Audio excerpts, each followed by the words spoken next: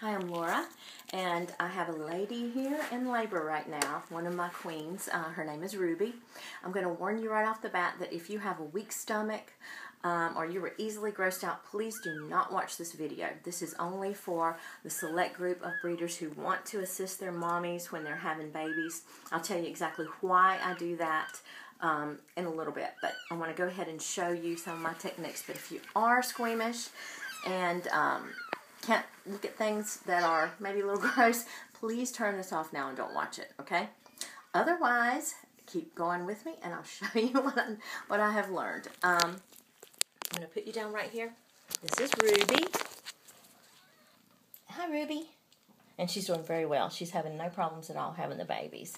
The first thing I'm going to show you is what I do once she has a baby. And I will tell you the why of all this in just a little bit. I've got a baby right here. I take paper towels and I stimulate the baby with the paper towels, and I'm also rubbing it to get the excess moisture off.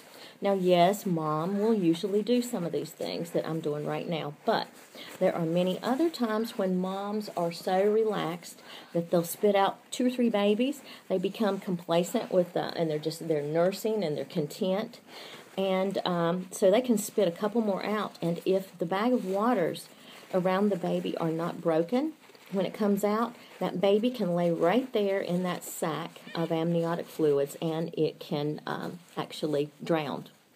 That bag of waters has to be broken, and so that it can take its first breath. So I am always on call whenever my moms are in labor. They're in my bathroom adjacent to my bedroom, and at the first whimper that I hear of a baby coming around or having the first baby, I'm in here helping, because I do not want to come in here to see that I have lost a baby where I could have been here to pitch in and help.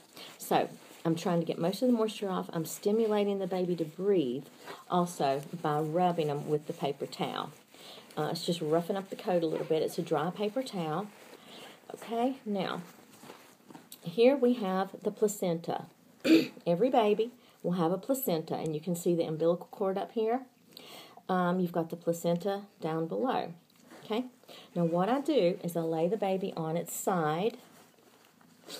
Okay, and like I say, this may not be for everyone, but I'm showing this to you. I have a medical background, a nursing background, and so I do want to help those who do want to learn to assist, because it has saved me the lives of many little babies.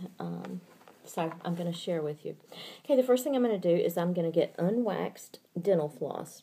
Okay, don't get the mint kind, don't get anything but plain unwaxed dental floss, okay? And then I'm going to tear a piece off that is about, I guess it's maybe 4 inches, 5. Okay, first thing I'm going to do then is, let me grab what I need. First thing I'm going to do is I'm going to put my dental floss here. I'm going to take some iodine. Now, you can just buy straight iodine. This is, what does it say? This is the Walmart brand. It says First Aid Antiseptic, but it is actually povidone-iodine. I would rather have the iodine, but I cannot lay my hands on it right this moment, and Ruby has started labor pretty quickly, so I don't have a lot of time to mess around. So I'm going to take a little bit of that. I'm going to put it on in the middle of the umbilical cord, because I'm going to come out from the umbilical cord about 1 inch. You don't want to ever cut it too close. Yes, I said cut it. We're going to cut the umbilical cord. Now, I use a surgical stainless steel blade. It's like the end of a scalpel. I order these. I'll tell you where I ordered them later. You can even get them from your vet. You can use scissors, but be sure to sterilize them if you do. And what I'm going to do, I'm going to take that piece of dental floss. I'm going to go under the umbilical cord about 1 inch from the body. Okay. You'll notice I am wearing gloves. You need to do that to protect your babies from any bacteria you may have on your hands. Okay, I'm tying it in one little knot. And actually I'm making a double knot with the dental floss, okay? So here's what I have. If you can see the little strings coming down, I hope you can see that, both ends of the dental floss. And so I'm going to come on this side of it, and I am going to put a little more iodine where I think I'm going to cut. And I'm going to be reminding you constantly of little things that you need to look out for.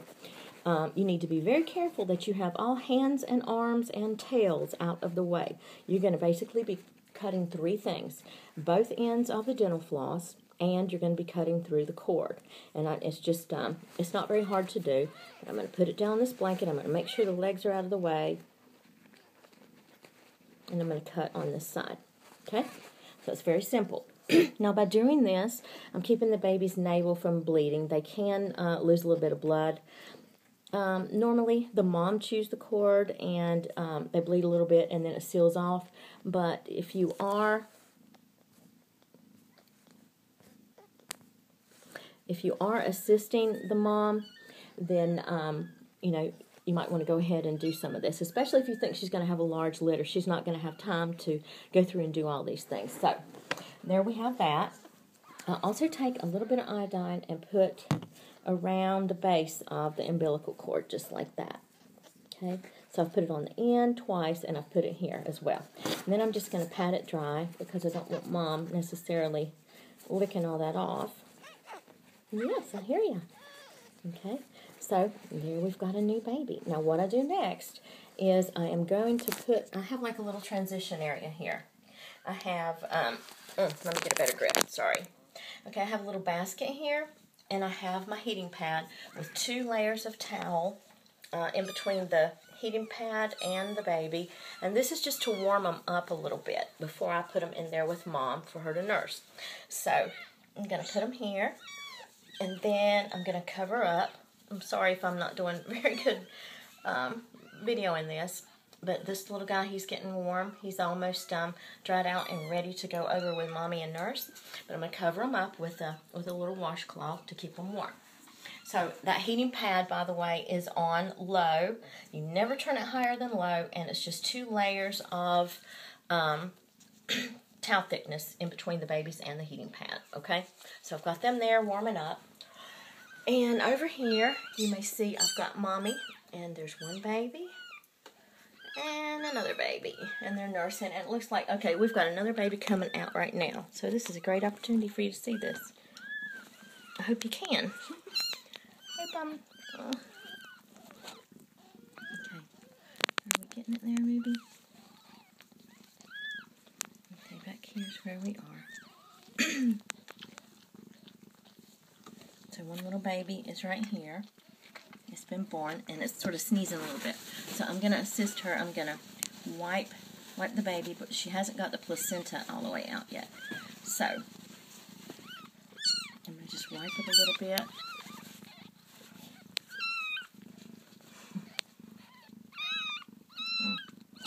I'm shaky. I need something to eat. I think my blood sugar is dropping a little bit. Anyway, so we're going to wait on her to get the rest of the placenta out. She just has to push another time or 2. Oh, you little guys, come over here.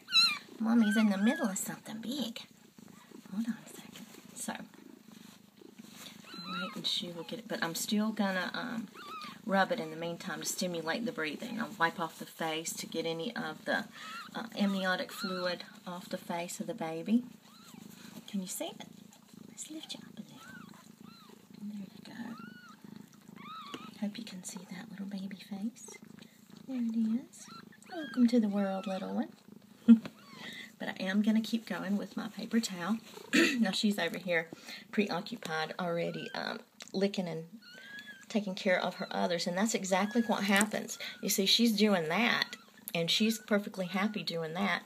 Meanwhile, the baby's over here and not getting any attention. So this is a reason that I am right here watching the whole time, because you never know, and especially first-time mothers. But you know what, guys, I do it first time, second time, whether they've had them 5 times or whatever, because I don't want to take a chance in losing a little baby. So, okay, Ruby, if you will push out the rest of that placenta, I would appreciate it. I don't think it's out yet. Nope, it's not. But you have a beautiful little baby here.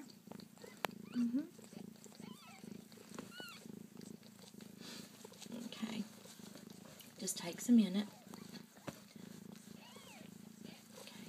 Okay. In the meantime, while she's not pushing that placenta out, we have to wait on her. She's the boss. You see the little baby starting to breathe there a little bit.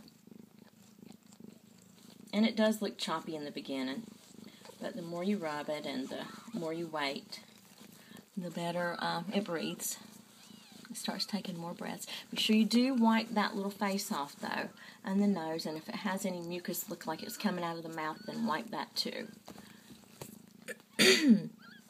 So we just have to wait on Ruby. She's still here, completely happy with licking her babies, her other two babies. So you're probably wondering what in the world we're going to do with that placenta.